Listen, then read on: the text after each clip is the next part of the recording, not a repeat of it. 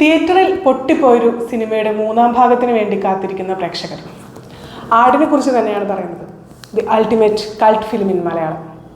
ഷാജി പാപ്പനെയും അറക്കൽ അബുവിനെയും ഡ്യൂഡിനെയും ഒക്കെ ബിഗ് സ്ക്രീനിൽ വീണ്ടും കാണാൻ കണ്ണിൽ എണ്ണയൊഴിച്ച് കാത്തിരിക്കുകയായിരുന്നു മലയാളി പ്രേക്ഷകർ എന്ന് പറഞ്ഞാൽ അതിലൊട്ടും അതിശയോക്തി ഉണ്ടാകില്ല.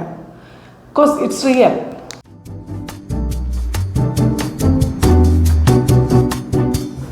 അങ്ങനെ ആട് വീണ്ടും തിയേറ്ററിൽ എത്തിയിരിക്കുന്നു. സംവിധായകൻ മിഥുൻ മാനുവൽ തോമസിന്റെ വാക്കുകളിൽ പറഞ്ഞാൽ ദ ഇഡിയറ്റ്സ് ആർ കമ്മിങ്. ഈ പറയുന്ന ആട് ഒരു റോഡ് മൂവിയാണെന്ന് നിങ്ങൾക്കറിയാമോ? ഈ സിനിമയും ലിജോ ജോസ് പെല്ലിശ്ശേരിയും തമ്മിലുള്ള ബന്ധമറിയാമോ?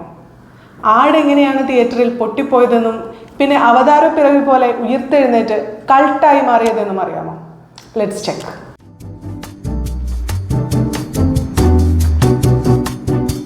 10-11 വർഷങ്ങൾക്ക് മുമ്പ് 2015 ആടൊരു ഭീകര ജീവിയാണെന്ന പേരിൽ ഈ സിനിമയുടെ ആദ്യ ഭാഗം തിയേറ്ററിലെത്തുന്നത്. ആ പേര് തന്നെ സ്വല്പം പെശകായിരുന്നു. Yes, something fishy. അക്കാലത്ത് ഓം ശാന്തി ഓശാന എഴുതി ഹിറ്റാക്കിയ മിഥുൻ മാനുവൽ തോമസ് സംവിധാനം ചെയ്യുന്ന ആദ്യ ചിത്രം. ജയസൂര്യ, സണ്ണി വെയിൻ, സൈജു കുറുപ്പ്, ഇന്ദ്രൻസ്, വിനായകൻ തുടങ്ങിയ ഗംഭീര താരനിര. ആകെ കൂടി ഇംപ്രസീവ്. ഇടുക്കിയിലെ ഹൈറേഞ്ചിൽ വടംവലിയും ഗുണ്ടായുസവുമായി നടക്കുന്ന ഷാജി പാപ്പൻ്റെയും പിള്ളേരുടെയും കഥ. മണ്ടന്മാരായ കുറെ ആൽഫ മെയിൽസ്.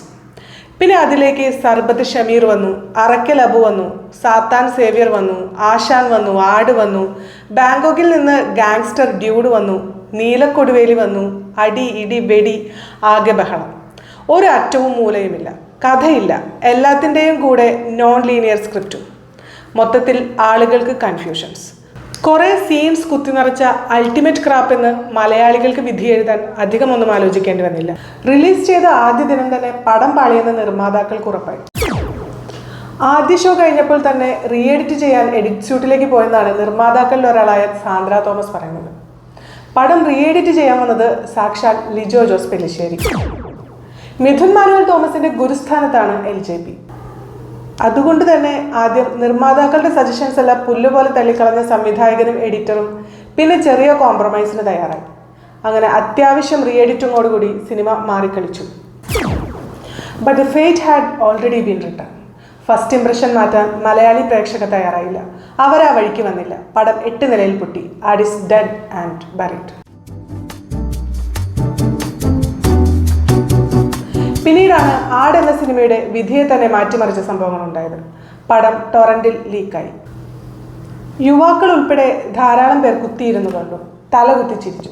സോഷ്യൽ മീഡിയ പേജുകളിൽ മീമുകൾ കുമിഞ്ഞുകൂടി. സിനിമയിലെ ഓരോ ഡയലോഗുകളും ഓരോ കഥാപാത്രവും ഓരോ സീനും സിനിമ കാണാത്തവർക്ക് പോലും കാണാപ്പാഠമായി. ഓരോ ക്യാരക്ടറിൻ്റെയും ഇൻട്രോ സോങ്ങുകൾ ഗംഭീര ഹിറ്റുകളായി. ആടൊരു കൾട്ടായി മാറി.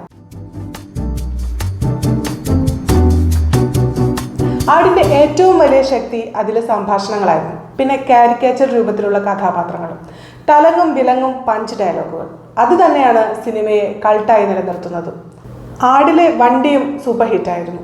ആടിനെ ഒന്നുകൂടി കാണാൻ കൊതിക്കുന്ന ആരാധകർ നിരവധിയായി. അതോടെ പ്രേക്ഷകരുടെ ആഗ്രഹത്തിൽ നിന്ന് മാത്രം ആട് 2 പിറന്നു. ജയസൂര്യയെ പോലെ മീശ വളർത്തിയും ഡബിൾ ഷെയ്ഡ് മുണ്ടുടുത്തും പ്രേക്ഷകർ ആ സിനിമയെ ആഘോഷമാക്കി.